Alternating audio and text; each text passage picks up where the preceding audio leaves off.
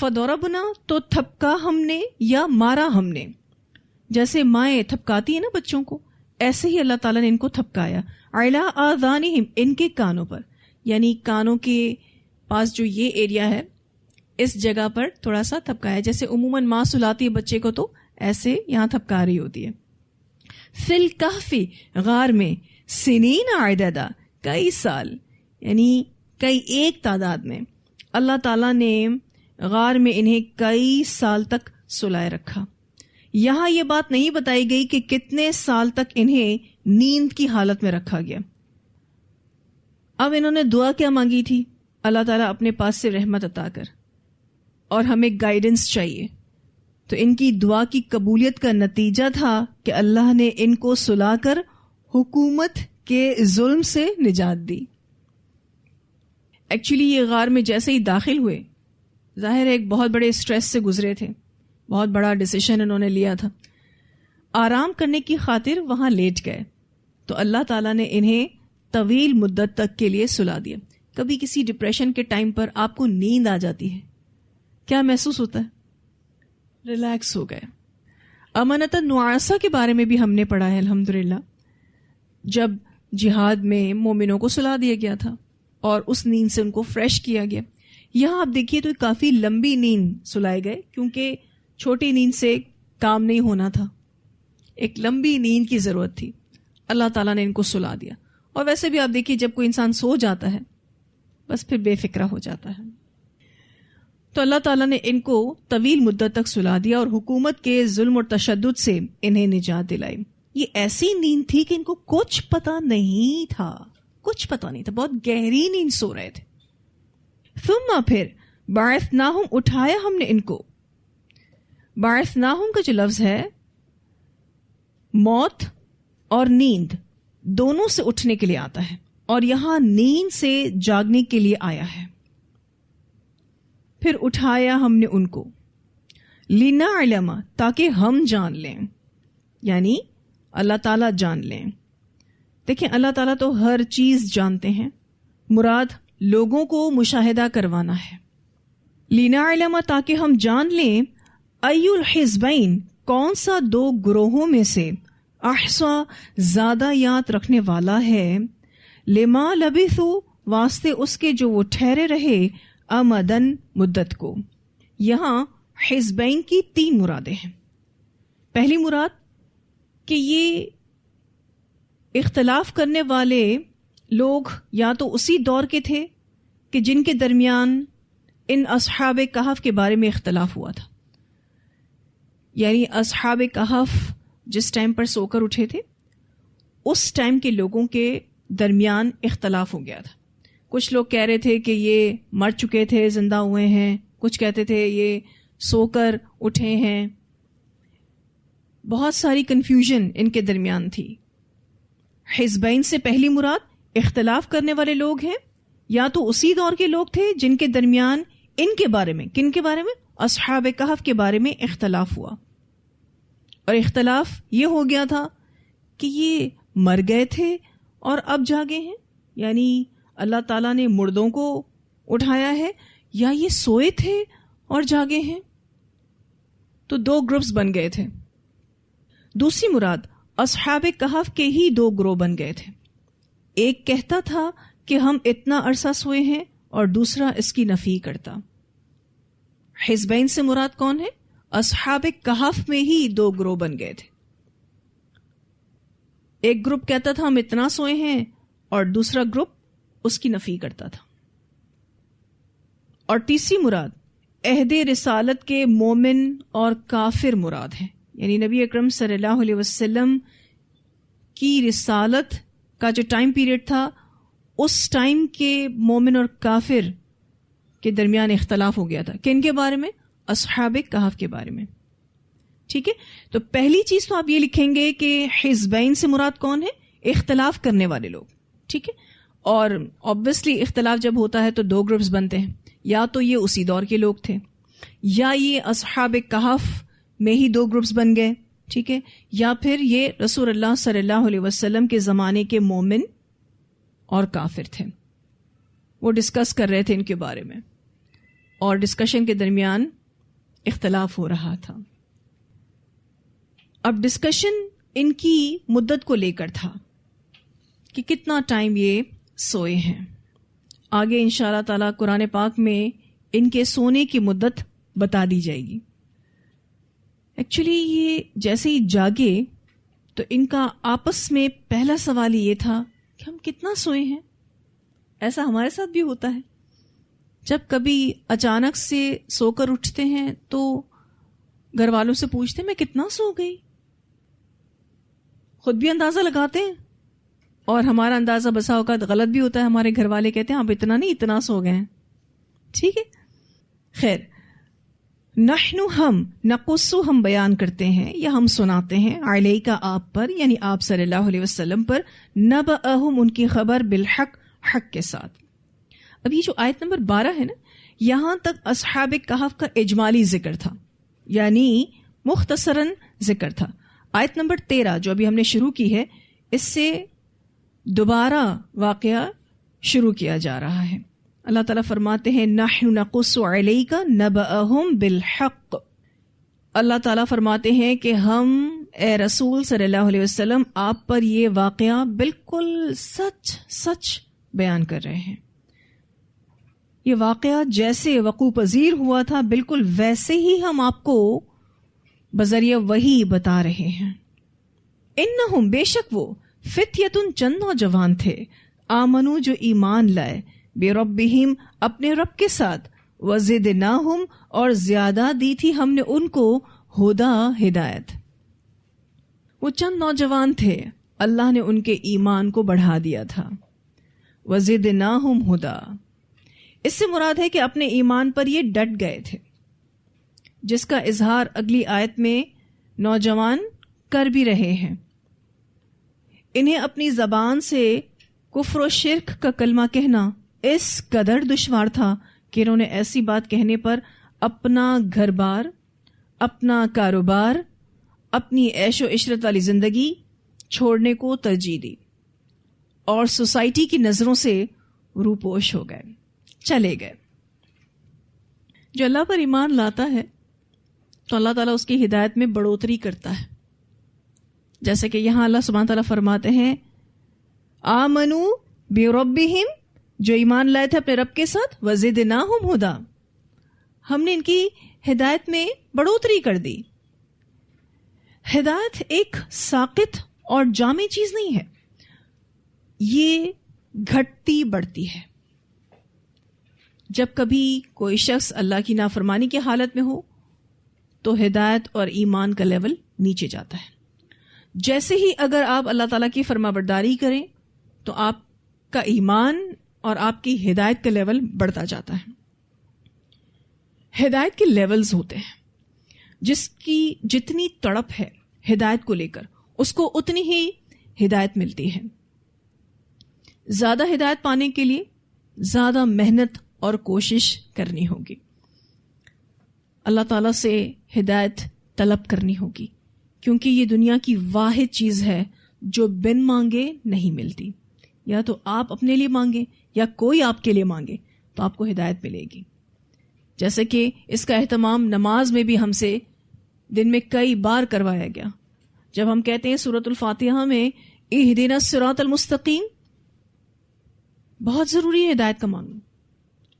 یعنی ہدایت کے لیے زیادہ محنت اور کوشش کرنی ہے تو پہلی کوشش کیا ہوگی کہ میں اور آپ دعا کریں، اللہ سے ہدایت طلب کریں، اور پھر ہماری کوشش بھی ہونی چاہیے، علم سیکھیں، اس کو پریکٹس کریں. اب آپ دیکھیے کہ ان نوجوانوں کی جو خوبی تھی وہ بڑی ہی ہائی لائٹ ہو رہی ہے. ایک تو یہ بڑے عقل مند تھے، صحت مند تھے، بہت مضبوط تھے. انہوں نے اس بادشاہ کے ظلم کو برداشت کرنا نہ چاہا، اس کے پاس رہنا نہ چاہا، وہاں سے موو کر گئے. آپ دیکھیں تو نوجوانوں میں سٹینڈ لینے کی بڑی پاور ہوتی ہے. ایسا ہم نے عام روزمرہ کی زندگی میں بھی دیکھا ہوگا کہ جو نوجوان ہوتے ہیں وہ بڑے بڑے کام کر جاتے ہیں کیونکہ وہ انرجیٹک ہوتے ہیں، پاورفل ہوتے ہیں. عمر ہی ایسی ہے نا، جوانی کی عمر ہی ایسی ہے جس میں صحت اور طاقت بہت بھرپور ہوتی ہے. آج کل کے نوجوان نو ڈاؤٹ بوڑھوں سے بھی بدتر ہیں، لیکن ان کو اس بات کا احساس ہی نہیں ہے کہ ان کے پاس کتنی قیمتی عمر ہے. تو نوجوانوں کے پاس بہت پاورز ہوتے ہیں، وہ چاہیں تو سٹینڈ لے سکتے ہیں. وَرَبَطْنَا، اور باندھ دیا ہم نے عَلَىٰ قُلُوبِهِمْ، ان کے دلوں کو. کن کے دلوں کو؟ اصحاب کہف کے دلوں کو. اب جیسے ہی انہوں نے سٹینڈ لیا، ڈپریشن تو ہوگا ان کو، بہت ٹینشن سے گزر رہے تھے، اتنا بڑا فیصلہ، سب کچھ چھوڑ کر چلے جانا، کتنے کنفیوز ہوئے ہوں گے، اپنے اس فیصلے کو کتنی بار سوچ رہے ہوں گے، لیکن سٹینڈ تو لے چکے تھے. دل کتنا ٹینشن سے گزر رہا ہوگا، کتنے کرب سے گزر رہا ہوگا. اپنوں کو چھوڑنا کوئی آسان بات تو نہیں ہے. اللہ نے ان کے دلوں کو جما دیا، یعنی اللہ نے ان کو استقامت نصیب کی. یہ نوجوان سرداران قوم کے بیٹے تھے. ایک دن بتوں کی پوجا کے لیے اپنے گھر والوں کے ساتھ نکلے، لیکن ان کی فطرت سلیم نے بت پرستی کا انکار کر دیا اور اللہ کی عبادت پر یہ ڈٹ گئے. جب بادشاہ کو یہ معلوم ہوا تو ان کو اپنے دربار میں بلا کر پوچھا کہ بھئی تم کیوں بت پرستی نہیں کرتے ہو؟ تو اللہ تعالیٰ نے ان کے دلوں کو باندھ دیا، یعنی استقامت دی، اور انہوں نے بادشاہ کے سامنے کھڑے ہو کر توحید کا اعلان کیا. اب آپ دیکھیں ان کی جرت. یہ اپنی فیملی سے الگ ہو گئے تھے، لیکن اللہ تعالیٰ نے ان تمام نوجوانوں کو ملا دیا، ان کا دل ایمان سے بھر دیا. وَرَبَطْنَا عَلَىٰ قُلُوبِهِمْ، اور باندھ دیا ہم نے ان کے دلوں کو. اب آپ دیکھیے نا اپنے آپ کو، جب آپ کوئی عمل اپنے لیے اختیار کرتے ہیں، آپ اس پر سٹینڈ لے لیتے ہیں. دنیا والے جتنی بھی مخالفت کریں آپ کو پرواہ نہیں ہوتی. آپ کہتے ہیں اللہ تعالیٰ کے لیے کیا ہے، اللہ مدد کرے گا. اس عمل کو کرنے کے بہت سارے ایشوز ہم دیکھتے ہیں، لیکن دل مضبوط ہو جاتا ہے. ان نوجوانوں کا دل بھی اللہ تعالیٰ نے مضبوط کر دیا. اذ قاموا، جب وہ کھڑے ہوئے، فقالوا، پھر کہنے لگے، ربنا، رب ہمارا، رب السماوات والارض، رب ہے آسمانوں کا اور زمین کا، لن ندعو، ہرگز ہم نہیں پکاریں گے، من دونی ہی، اس کے سوا، الہ، کسی الہ کو. شرک کو ریجیکٹ کر دیا، شرک کرنا ہی نہیں ہے. اگر ہم نے شرک کیا، لقد، البتہ تحقیق، قلنا، کہی ہم نے، اذن شططا، تب حق سے دور بات. شططن کا جو لفظ ہے شین تو سے ہے. شطن کہتے ہیں خلاف حقیقت بات کو، زیادتی کو کہتے ہیں.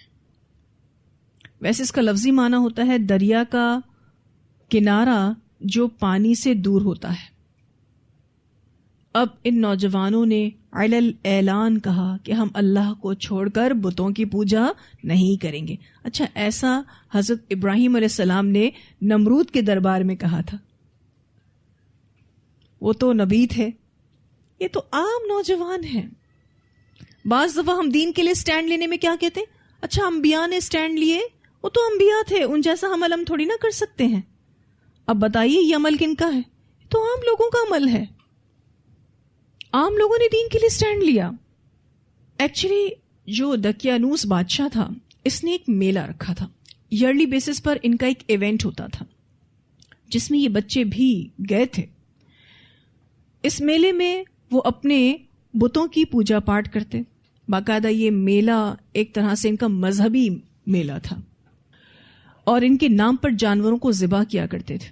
یہ نوجوان اپنے آبا و اجداد اور قوم کے لوگوں کے ساتھ نکلے، اور انہوں نے بصیرت کی آنکھ سے اپنی قوم کے افعال کو دیکھا تو انہیں یہ حقیقت معلوم ہو گئی کہ ان کی قوم کا یہ طرز عمل غلط ہے. انہوں نے کوئی اللہ کی کتاب نہیں پڑھی تھی، لیکن جو ہو رہا تھا اس کو دیکھ کر سمجھ گئے کہ جو کچھ ہو رہا ہے صحیح نہیں ہو رہا. یہ کیسی بات ہے، بتوں کی پوجا ہو رہی ہے، ان کے نام پر قربانیاں ہو رہی ہیں، نان سینس ہے سب کچھ. جیسے آج کل کے نوجوان بھی، آپ دلیل پر بات نہ کریں، نہیں سنتے. اچھی بات ہے، بہت ہی اچھی بات ہے، اور مجھے ایسے نوجوانوں سے بڑی امید ہے کہ یہ دین کا کوئی ایسا کام کر جائیں گے کہ جو بہت سارے لوگ نہیں کر پاتے. ریفرنس بیسڈ چیز لیتے ہیں. اب جب انہوں نے دیکھا کہ یہ ہماری قوم کیا کر رہی ہے، بتوں کو سجدہ کرتی ہے، ان کی عبادت کرتی ہے، ان کے آگے نذرانے چڑھاتی ہے، جانوروں کو ذبح کرتی ہے، اس سوچ کے بعد ان میں سے ہر ایک نے اپنی قوم سے الگ ہونا شروع کر دیا اور ایک درخت کے نیچے سب جمع ہو گئے. جیسا کہ میں نے آپ کو بتایا نا، اللہ تعالیٰ نے ان سب کو ملایا، تو یہ سب ایک درخت کے نیچے ملے تھے. اب ہوا یہ تھا کہ ان کی فیملیز پوجا پاٹ میں بزی تھی. یہ ایک ایک نوجوان اٹھ کے ایک درخت کے نیچے آ کر بیٹھتا جا رہا تھا کیونکہ وہ ان کاموں میں انٹرسٹڈ نہیں تھے.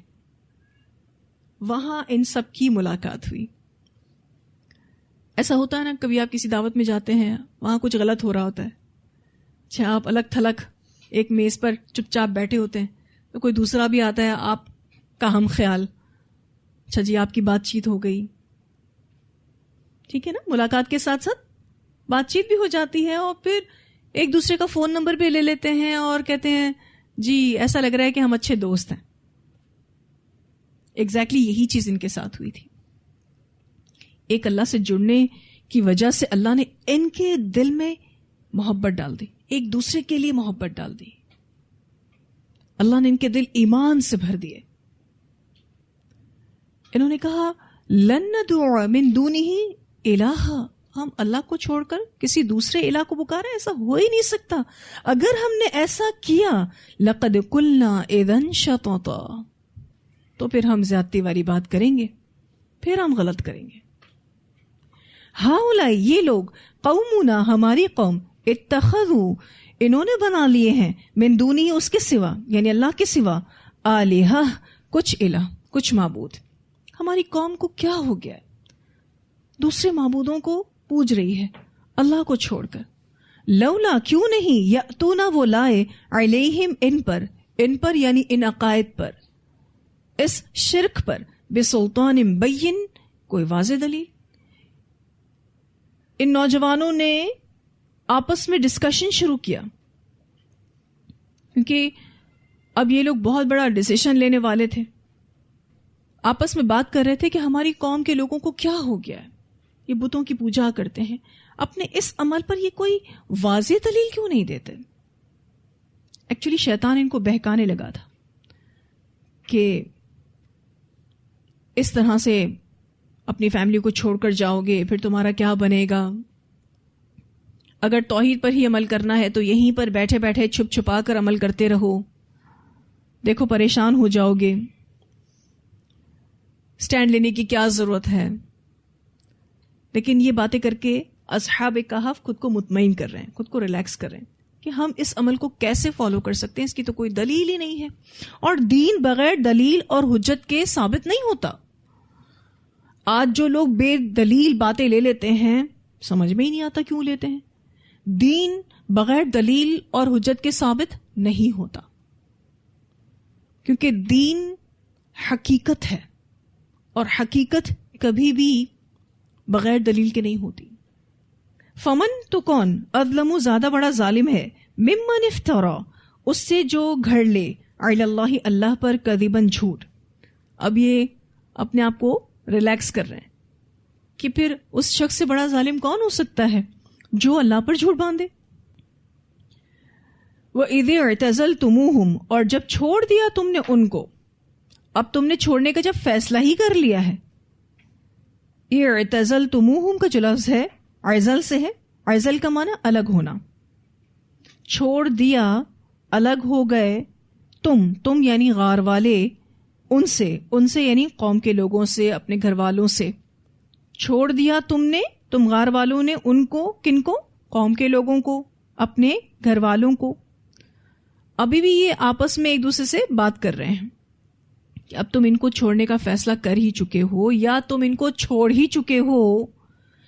وما، اور جن کی، یعبدون الا اللہ، وہ عبادت کر رہے ہیں سوائے اللہ کے، اور ان تمام بتوں کو بھی تم نے چھوڑنے کا فیصلہ کر لیا ہے. تو اب نیکسٹ کرنا کیا ہے، فَأْوُوا، پس پناہ لو، الی الکہف، غار کی طرف. مناسب یہ ہے کہ ہم غار میں چھپ جائیں تاکہ ہم پکڑے نہ جائیں. یہ غار کی طرف چل دیے، اپنے تمام حقوق سے دستبردار ہو گئے. آپ دیکھیں تو عقیدے کی آزادی تو ہر کسی کو ہے، مگر انہوں نے بادشاہ کی مخالفت کی اور ملک چھوڑ گئے. ایکچولی ہوا یہ تھا کہ شاہی دربار میں جب یہ بادشاہ سے بات چیت کر رہے تھے تو انہوں نے بادشاہ کو بھی توحید کی دعوت دی. یہ چھپ چھپا کے عمل کر رہے ہوتے تو مسئلہ نہیں تھا، کیونکہ اتنا نوٹس میں نہیں آتا. اب انہوں نے علل اعلان کہنا شروع کر دیا ہم اللہ کے سوا کسی اور کی عبادت کریں گے ہی نہیں. ان کو پکڑ کر بادشاہ کے سامنے لے جایا گیا. بادشاہ نے کہا بھئی تمہیں تو بت پرستی کرنی ہوگی، یہ جو بھی تمہارا دین ہے اس کو چھوڑنا ہوگا، ادروائز سولی پہ چڑھو گے. اور بادشاہ نے سوچنے سمجھنے کے لیے چند دن مہلت کے دیے کہ یا تو اپنا دین چھوڑ دو یا پھر موت کا سامنا کرو. اب یہ آپس میں مشورہ کر رہے ہیں کہ کرنا کیا چاہیے. بادشاہ کو جب توحید کی دعوت دی تو بادشاہ نے ڈانٹا، دھمکیاں بھی دیں. ایک تو میں تمہیں روک رہا ہوں کہ تم یہ مت کرو، الٹا تم مجھے توحید کی دعوت دے رہے ہو، لگتا ہے تمہیں مرنا ہے. لیکن اس نے پھر بھی ٹائم دیا کہ سوچ لو، اور یہ مہلت ان کے لیے نعمت بن گئی. یہ وہاں سے بھاگ گئے. انہوں نے آپ دیکھیں تو ٹکراؤ کی پالیسی کو نہیں اپنایا. کیوں نہیں اپنایا؟ لڑ سکتے تھے یہ بادشاہ سے، پاورز ہی نہیں تھے. یہ 7 نوجوان تھے، کیسے لڑ سکتے تھے بادشاہ سے، اس کی پوری فوج سے، اس کے تمام درباریوں سے؟ پاسبل ہی نہیں تھا. فیملیز بھی پوری کی پوری بت پرست تھیں، اکیلے یہ 7 ہی تھے. تو انہوں نے ٹکرانے کی پالیسی کو نہیں اپنایا، کیونکہ اگر یہ ٹکراتے تو مارے جاتے. انہوں نے سوچا کہ دین کو بھی بچانا ہے، لڑ نہیں سکتے تو الگ ہو جانا ہی بہتر ہے. اگر چاہتے تو ٹکراتے اور کچھ لوگوں کو اپنے ساتھ ملاتے، لیکن جب انہوں نے اپنی طاقت اور قدرت کو کم محسوس کیا تو الگ ہونا پسند کیا. آپ دیکھیں تو اسی طرح سے فتنے اٹھیں گے. ایسے میں جب لوگ فتنوں میں مبتلا ہوں تو شریعت کا حکم یہی ہے کہ انسان اپنے دین کو بچانے کے لیے ایسے ظالموں سے بھاگ جائے. اس بارے میں ایک روایت بھی آتی ہے، نبی اکرم صلی اللہ علیہ وسلم نے فرمایا ممکن ہے کہ ایسا وقت آئے جب مسلمان کا سب سے بہتر مال بکریاں ہوں گی کہ وہ انہیں لے کر پہاڑوں کی چوٹیوں یا بارش کی جگہوں پر چلا جائے گا اور اپنے دین کو فتنوں سے بچانے کے لیے بھاگ جائے گا. اس سے بخاری نے روایت کیا ہے. یعنی ایسا ٹائم آئے گا، اتنے فتنے ہوں گے، لوگ اوائڈ کریں گے سوشل ہونے کو. آج بھی آپ دیکھیے جو جتنا زیادہ سوشل ہے وہ اتنا زیادہ فتنوں میں مبتلا ہے. انہوں نے فیس کرنا نہیں چاہا. اور ویسے بھی آپ دیکھیے کہ مکی صورت ہے، نبی اکرم صلی اللہ علیہ وسلم کو یہ سکھایا جا رہا ہے اصحاب کہف کے واقعے سے کہ آپ اتنے تھوڑے سے ہیں مکہ میں، آپ ٹکراؤ کی پالیسی پر عمل نہیں کر سکتے، ابھی آپ جنگ نہیں کر سکتے. ان مشرکین مکہ کو جواب نہیں دے سکتے کیونکہ وہ تعداد میں بہت زیادہ ہیں، آپ تعداد میں بہت کم ہیں. پھر انہوں نے مزید آپس میں ڈسکشن کیا. ینشر لکم، نچھاور کرے گا یا پھر پھیلائے گا تمہارے لیے، ربکم، رب تمہارا، من رحمتہ، اپنی رحمت میں سے. تمہارا رب تم کو ضائع نہیں کرے گا، وہ اپنی رحمتوں کے سائے تلے تمہیں ڈھانپ لے گا. کیسا پیارا ڈسکشن ان کا، ایک دوسرے کی ہمت کیسے بندھا رہے ہیں. اللہ ہم پر اپنی رحمتوں کو نچھاور کرے گا، یعنی اللہ ہمیں وسیع رحمت سے نوازے گا، تمہیں تمہاری قوم سے چھپا دے گا. ایکچولی یہ ایلیٹ طبقے کے بچے تھے، سارے جتنے بھی نوجوان تھے سرداروں کے بیٹے تھے، اسی لیے شور تو بہت مچ گیا کہ کہاں گئے یہ لڑکے. بہت ڈھونڈ رہے تھے ان کو، لیکن یہ ہاتھ ہی نہ آئے، کسی کو نہ ملے. وَيُهَيِّئْ لَكُمْ، اور مہیا کرے گا تمہارے لیے، من امرکم، تمہارے معاملے میں، مرفقا، سہولت کا سامان. یعنی اللہ سبحانہ تعالیٰ تمہارے لیے آسانیاں پیدا کرے گا.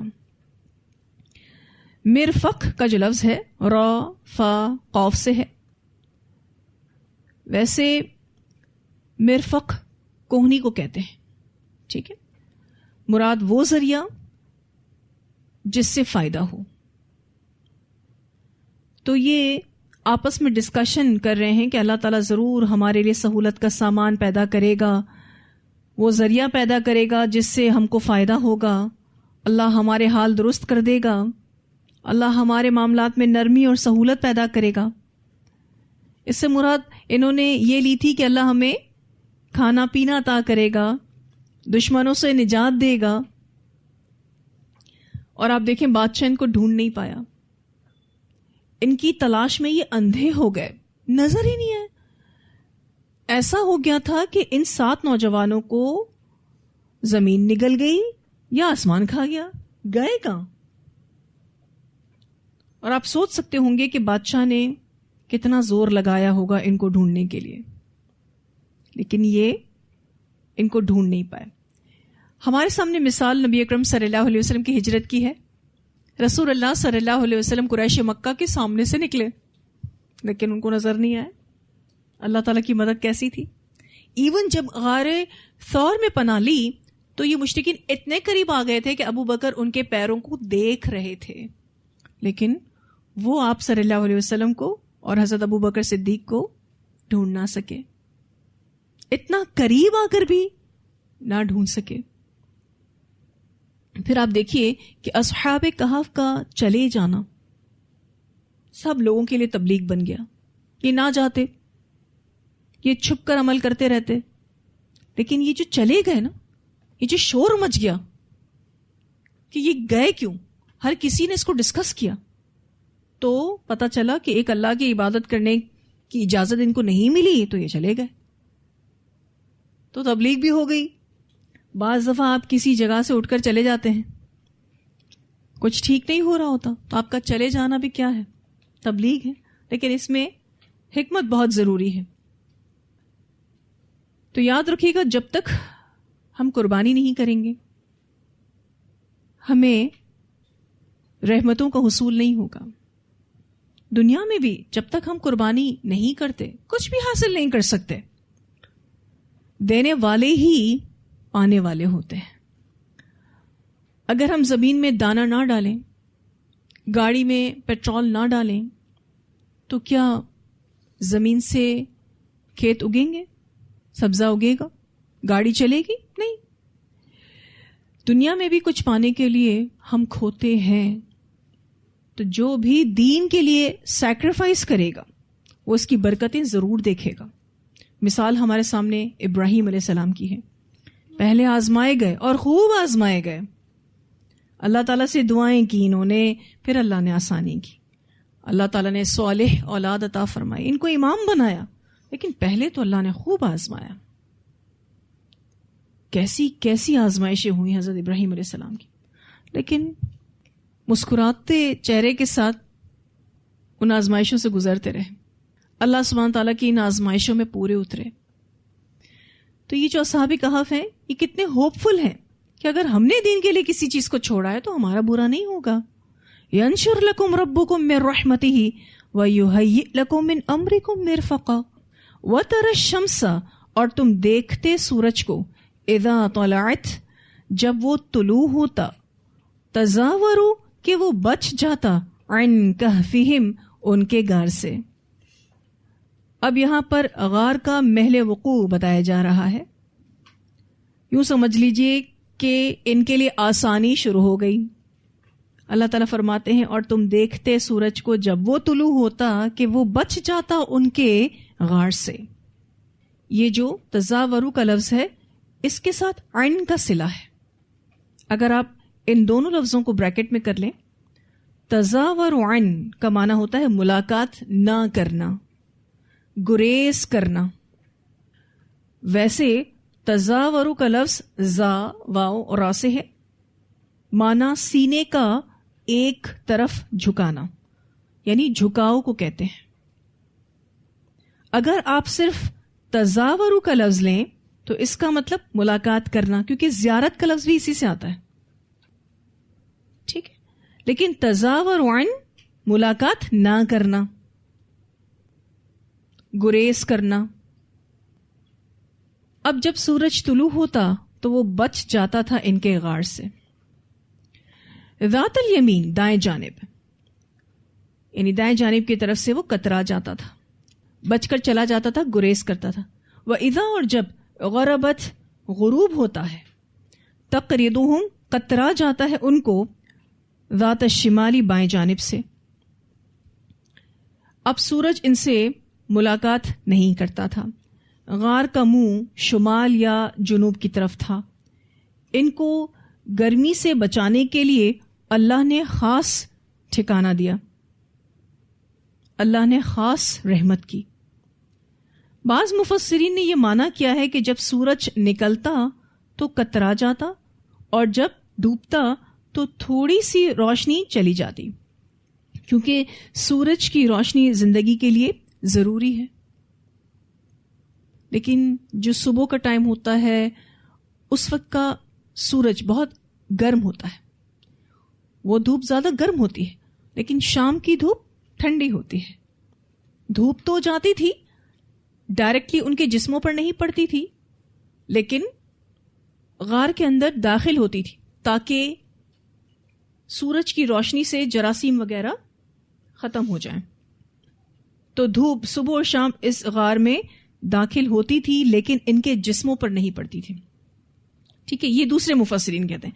کچھ مفسرین کہتے ہیں کہ دھوپ صبح و شام اس غار میں داخل ہوتی تھی لیکن ان کے جسموں پر نہیں پڑتی تھی. سورج کی شعاؤں سے یہ لوگ محفوظ تھے. وہم اور وہ فی فجوتن ایک کشادہ جگہ پر ہیں، منہ اس سے. یہ غار بہت ہی زیادہ ایری تھا، یعنی ہوادار تھا. وہم فی فجوت من، غار بہت ہوادار تھا. سانس لینے کے لیے جس قدر آکسیجن کی ضرورت تھی وہ انہیں مہیا کر دی گئی تھی.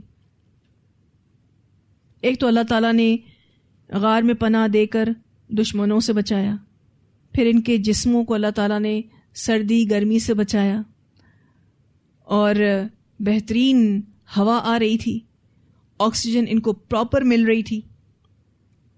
اللہ تعالیٰ فرماتے ہیں ذالک، یہ من آیات اللہ، اللہ کی نشانیوں میں سے ہے. یہ سب اللہ تعالیٰ کی عظیم نشانیوں میں سے ہیں. سورج کا کترا جانا، ان کو گرمی سے بچانا، ہوا پہنچانا. آپ دیکھیں تو غار کی لوکیشن بتائی جا رہی ہے. بیسٹ لوکیشن پر تھا یہ غار. ایک تو لوگوں کی نظروں سے دور تھا، اور دوسرا یہ کہ دھوپ اور ہوا بہترین انداز میں غار کے اندر آ رہی تھی. آج بڑے بڑے مہنگے گھر ہوتے ہیں، سورج کی روشنی اور ہوا ان میں نہیں آتی. اللہ تعالیٰ کے لیے سب کچھ چھوڑا تھا. بہترین گھر تھے ان کے، بہترین لائف سٹائل تھا. اللہ سبحانہ تعالیٰ نے ان کو اپنی رحمت میں ڈھانپ لیا. من یہد اللہ، جسے ہدایت دے اللہ، فہو المہتد، تو وہی ہدایت پانے والا ہے. اللہ تعالیٰ جسے ہدایت دینا چاہتا ہے ہدایت تو پھر وہی پاتا ہے. ویسا آپ دیکھیے تو اللہ تعالیٰ اپنے پیاروں کو کتنے پیار سے رکھتے ہیں. ان کے لیے پوری کائنات کو اللہ تعالیٰ نے مسخر کر دیا. آج لوگ اللہ کی طرف آنے میں کتنا ڈرتے ہیں. وہ یہ سوچتے ہیں کہ ہم اللہ کی طرف آئیں گے تو ہمارا نقصان ہوگا. ایسے کیسے نقصان ہوگا؟ خالق کی کائنات کی فرما برداری کرنے میں کیسے نقصان ہوگا؟ اللہ سبحانہ تعالیٰ تو اپنے پیاروں کو بڑے پیار سے رکھتے ہیں. کائنات اس کے لیے مسخر کر دیتے ہیں. اور پھر یہ کہ جسے اللہ ہدایت دے وہی ہدایت پانے والا ہے. وَمَن يُضْلِلْ، اور جس کو بھٹکا دے، فلن تو ہرگز نہیں، تجد لہو آپ پائیں گے اس کے لیے، ولیجن کوئی دوست، مرشدہ رہنمائی کرنے والا. جس کو اللہ بھٹکا دے پھر اس کو کہاں سے گائیڈنس ملے گی؟ اس کو کون رہنمائی کر سکتا ہے؟ کوئی نہیں.